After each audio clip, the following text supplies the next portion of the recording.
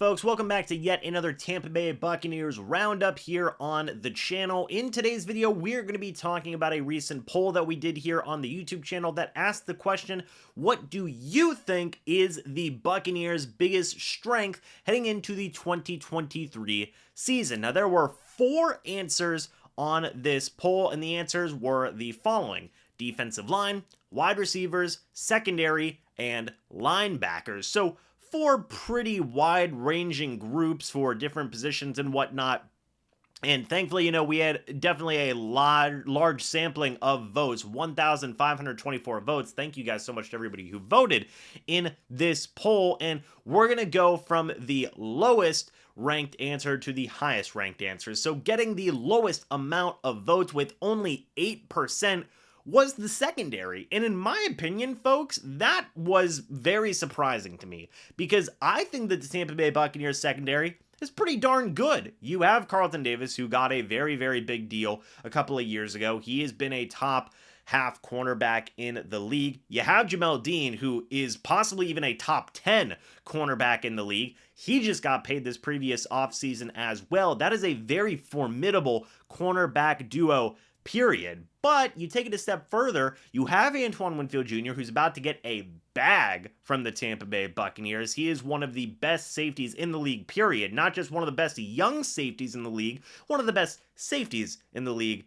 period. And then you have Ryan Neal, who, yes, was brought in on a prove-it contract, but last year, according to Pro Football Focus, was one of the higher-graded safeties in the entirety of the league last year, when he was getting starting reps. So to say that the Buccaneers secondary is, not one of their bigger strengths, or I guess I should say not higher than some of these other options that are here, was pretty surprising to me. Now, I do understand that some of these groups obviously are pretty darn good. Defensive line, wide receivers, linebackers, that's some stiff competition for the secondary, but I really think the secondary has a lot going for it. It's got youth, it's got talent, and it's got a lot of guys locked down on some long-term deals with more guys on the way. So overall, I think that the secondary was a pretty surprising spot for me personally to see last here on this list. Maybe you guys disagree. Obviously, 1,500 people disagree with my take on that, considering, it did get last in this poll, but still, pretty surprising to me. I do think the secondary has a lot going for it. Now,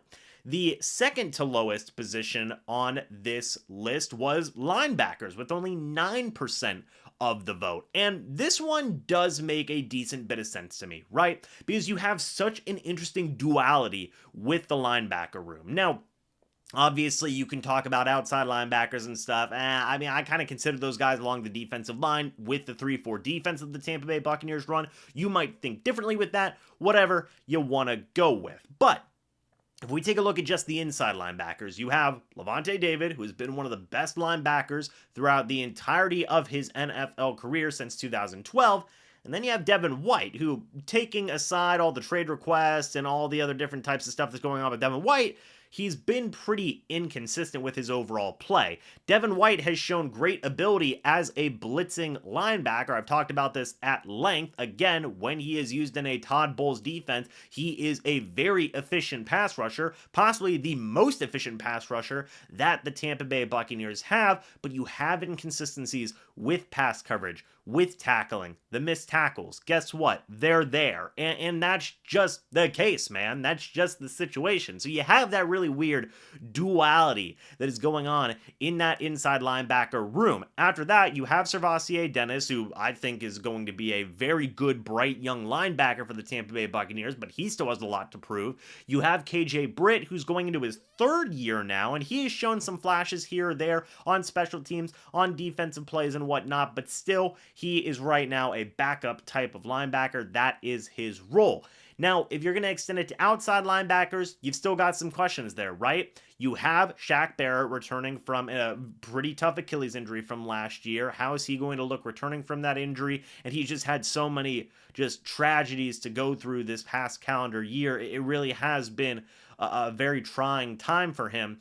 But the biggest thing is going to be, how is he going to return from that injury, right? That's, Achilles injuries are no joke, man. How is Shaq Barrett going to look returning from that injury? That is a legitimate thing to ask. You look at Joe Tryon-Shoyinka He is a guy that Bucs fans have been really hot and cold with. He's going into a pretty pivotal year this upcoming season in terms of needing to showcase good, consistent pass rushing ability, being able to get those sack numbers up. You have Anthony Nelson that you just signed to a long-term extension, 5 years, or I guess I should say 3 years, $5 million per year for $15 million total. He's been a good rotational guy, but is he also going to be taking a step forward? How's that going to look? You have Yaya Diaby, you have Jose Ramirez, you have all these different guys Tampa Bay Buccaneers have brought in.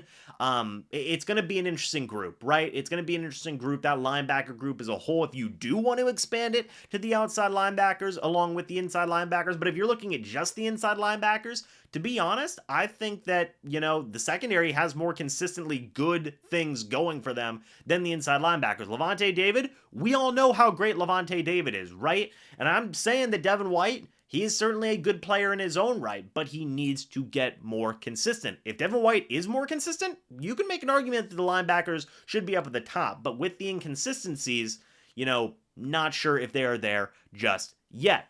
Getting second place in the voting was the defensive line with 25% of the votes. This is another group that I was kind of surprised to see this high up on the rankings, right? Because the Buccaneers defensive line has lost a lot of talent. They lost Akeem Hicks. They lost Will Golston. Those guys are gone. That's 2 starting defensive linemen gone from this team, and good quality starters at that. You still have Vita Vea. You drafted Kalijah Cansey, who I love. I think that guy can be a very good defensive lineman for the Buccaneers. You have Logan Hall, former second-round draft pick from last year. How's he going to do coming into a pivotal year where he's going to be getting more playing time? You brought in Greg Gaines, which I think was a very, very underrated signing that could prove, really good dividends for the Tampa Bay Buccaneers. He's also on a prove-it deal that really could earn himself some money somewhere down the line. Like, you've got some good pieces in there, but you've also got a lot of experience there now. Whereas with some of those other groups, like secondary, like linebackers, you've got more experience in those groups, man. And with the defensive line, you still have Vita Vea, right? He's the anchor. He's the big dog. If you want to expand it to outside linebackers as well, you still have some questions with Barrett and Nelson and JTS and all those guys, but this has been a group that they've invested a lot in, right? Second round pick, Logan Hall. First round pick, Kalijah Cansey. Third round pick, Yaya Diaby, if you want to include outside linebackers. First round pick, Joe Tryon-Shoyinka. Fourth round pick, Anthony Nelson. Seventh round pick, Jose Ramirez. Like, they've invested a lot, right, into their pass rushing, into their defensive line as a whole. Greg Gaines is a free agent signing. Maybe they'll bring back maybe a guy like Will Wilson or Akeem Hicks somewhere down the line, right? I understand why people are excited about the defensive line, but it was a little surprising to me seeing that they got number 2 for the biggest strength for the Buccaneers heading into this upcoming season. Myself personally, I would think you could probably put secondary and linebackers maybe above them. It depends on kind of how you view some guys versus the other between defensive line and linebackers, but I would, it is what it is. Defensive line, they've got some good pieces. Vita Vea is still an absolute monster of a human being, and there's a lot of young guys to be very, very excited about. But number 1, it was the wide receivers, folks. 58%. Look, that's understandable, right? Mike Evans, Chris Godwin. Duh, right? We have heard so much praise for those guys, from former quarterback Tom Brady to offensive coaches and whatnot, and just all these different guys, right? Dave Canales, Brad Idzik. Quarterbacks, Baker Mayfield, Kyle Trask, running back Rachaad White, all these different guys have been showing so much love to Mike Evans and Chris Godwin, but it goes deeper than that, right? You have Russell Gage. If he can stay healthy, if he can be productive, that is a very solid number 3 wide receiver on your hands. You drafted Trey Palmer. He's a guy that has legitimate speed. How is he going to look when the pads come on? We have no idea. We're going to have to wait and see. One of the more interesting situations going on in this upcoming training camp. You have Devin Tompkins, who a lot of people are definitely excited about, definitely impressed with, and want to see some big things out of him. You have David Moore. I liked the signing a lot. Recently he was described as a safety blanket by the Tampa Bay Buccaneers quarterbacks, which I thought was a pretty cool thing to see for the veteran wide receiver. So he got a little bit of love there. You have Kalen Geiger, who also people are excited about. Like, there's some wide receivers in that group, in that room. Raheem Jarrett's in there as well, by the way. Cade Warner. A lot of people love Cade Warner, man. Like there's a lot of wide receivers in that room that people are rooting for, which could lead to a lot of good depth if these wide receivers really do pan out. So I think that that is a pretty safe number one, right? To say that wide receivers are the number one biggest strength for the Tampa Bay Buccaneers heading into 2023, I don't think that that is a bad number one.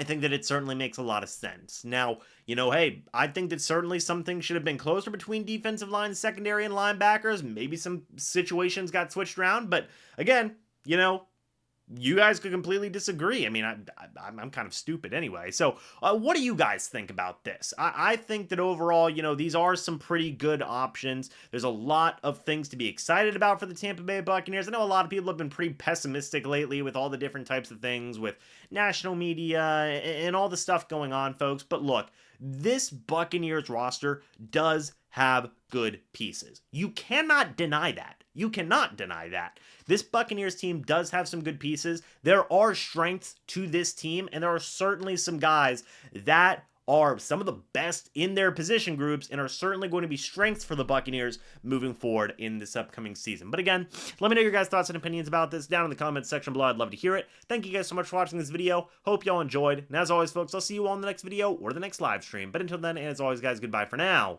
and go Bucs.